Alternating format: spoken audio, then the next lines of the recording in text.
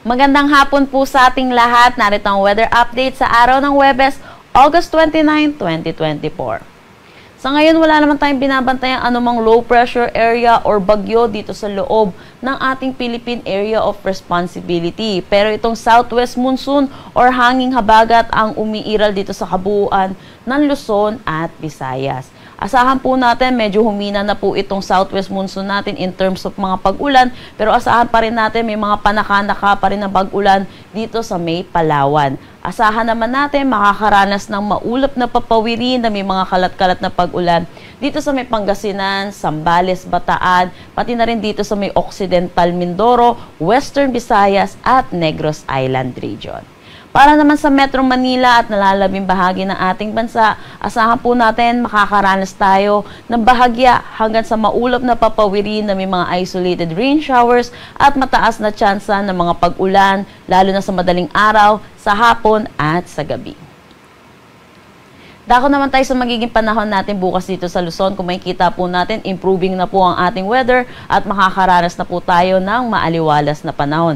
Pero mataas po ang tsansa ng mga pag-ulan sa hapon at sa gabi at dulot po ito ng mga localized thunderstorms. Agwat ng temperatura for Metro Manila, 24 to 32 degrees Celsius. Dito sa Lawag, asahan natin ang 25 to 32 degrees Celsius. For Tuguegarao, 25 to 35 degrees Celsius. Baguio, 17 to 23 degrees Celsius. For Tagaytay, 22 to 30 degrees Celsius. At Legazpi, 25 to 32 degrees Celsius. Kung makikita naman po natin dito sa Palawan, kasama na ang Kalayaan Islands, makakaranas pa rin sila ng mga pag-ulan dulot pa rin itong southwest monsoon or ng habagat. Agwat ng temperatura per Kalayaan Islands at Puerto Princesa, 24 to 31 degrees Celsius. Pero kung makikita naman po natin para dito sa kabuuan ng Visayas at Mindanao, makakaranas na po sila ng maaliwalas na panahon. Pero tandaan po natin, mataas ang tsansa ng mga pag-ulan sa hapon at sa gabi dulot ng mga localized thunderstorm. Kaya ugaliin po natin i-check ang mga social media pages ng Pag-asa para sa mga thunderstorm advisory na nilalabas.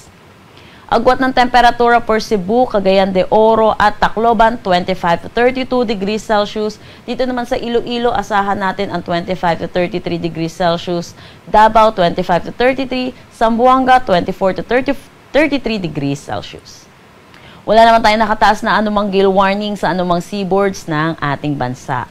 Dako naman tayo sa magiging panahon natin sa susunod na 3 araw or itong weekend po natin na darating. Asahan po natin dito sa ating Metro Manila, Baguio City at Legazpi City, makakaranas po tayo na maaliwalas na panahon.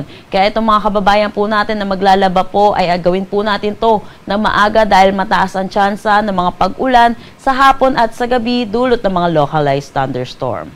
Agwat ng temperatura for Metro Manila, 25 to 33 degrees Celsius, Baguio City, 17 to 24 degrees Celsius, at Legazpi City, 24 to 32 degrees Celsius.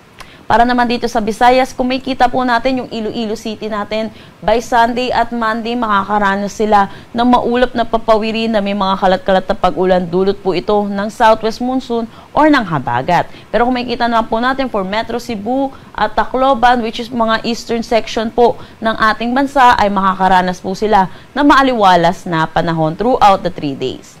Agwat ng temperatura for Metro Cebu, 25 to 33 degrees Celsius, Iloilo City, 26 to 32 degrees Celsius, at Tacloban City, 25 to 32 degrees Celsius. Para naman dito sa Mindanao, throughout the 3 days, makakaranas sila ng maaliwalas na panahon. Agwat ng temperatura for Metro Davao, 25 to 34 degrees Celsius, Cagayan de Oro, 24 to 32 degrees Celsius, Zamboanga City, 24 to 33 degrees Celsius. Ang sunset mamaya ay 6:10 p.m. at ang sunrise bukas ay 5:44 a.m.